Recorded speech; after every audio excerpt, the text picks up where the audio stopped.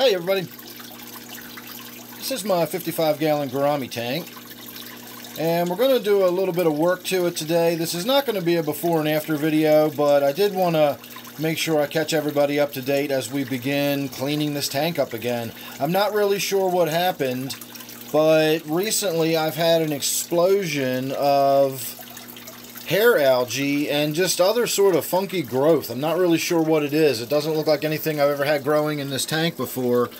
It doesn't really look like the cyanobacteria, but it doesn't entirely look like algae either.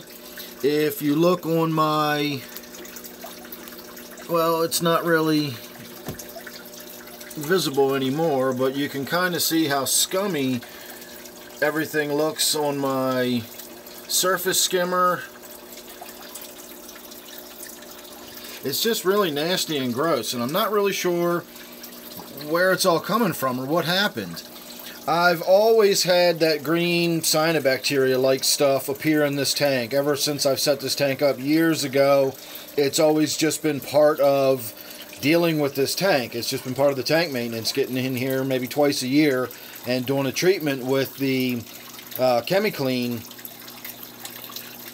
And the last time I did it, I don't know what changed in the tank, but I clearly changed some parameters in the tank. Something shifted and allowed for that stuff to just grow like crazy. So I'm going to sort of start over. I don't know how much of this will get killed off by the Chemiclean and how much of it's just algae. The Chemiclean doesn't really work on algae. It only works on the cyanobacteria and the sort of biofilm and the bioscum that starts growing in there.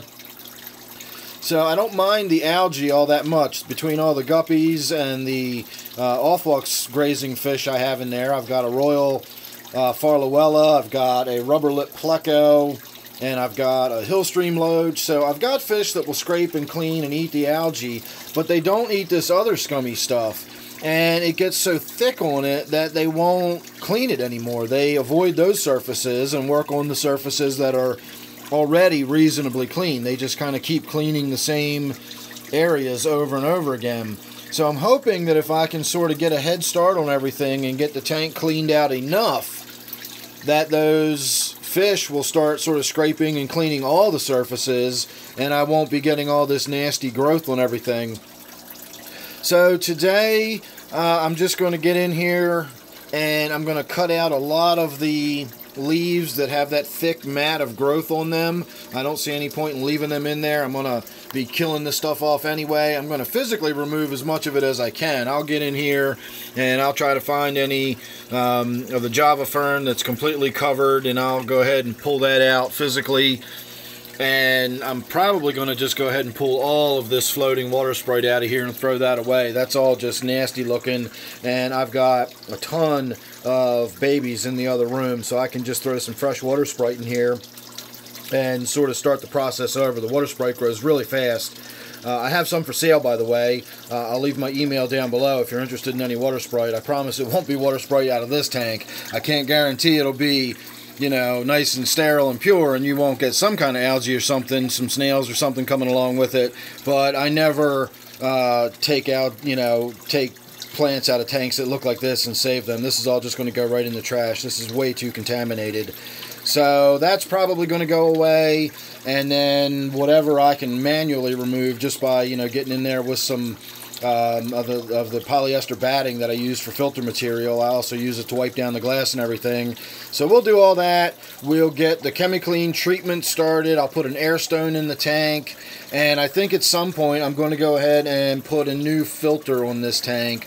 It's either going to be this tank or my 125. Both of them are probably about ready for a new filter. They just get old and worn out, and the insides get all clogged up. I could probably take it apart and clean it and all that stuff, but I have a brand new filter in a box that I ordered because I thought I needed it. I thought the filter in this tank was leaking, but it turns out it was not. So I've got another Sun 304B sitting in the box on the floor, and all I got to do is just basically hook it up to this tank. And as scummy and gross and all as the outside of this, and as little water movement as I see when it's running, I'm assuming that somewhere inside the lines or inside the filter itself it's just getting nasty, and it's time, you know, it's been years and years that I've been running the same filter on this tank, so it's not going to kill me to just go ahead and swap it out.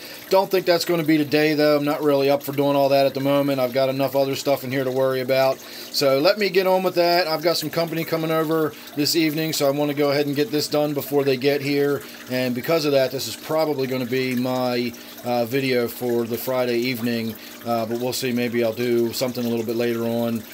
If not, I will see you all tomorrow.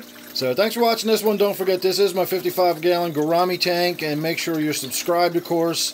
That way you won't miss anything I got coming up. You never know what it's going to be with me.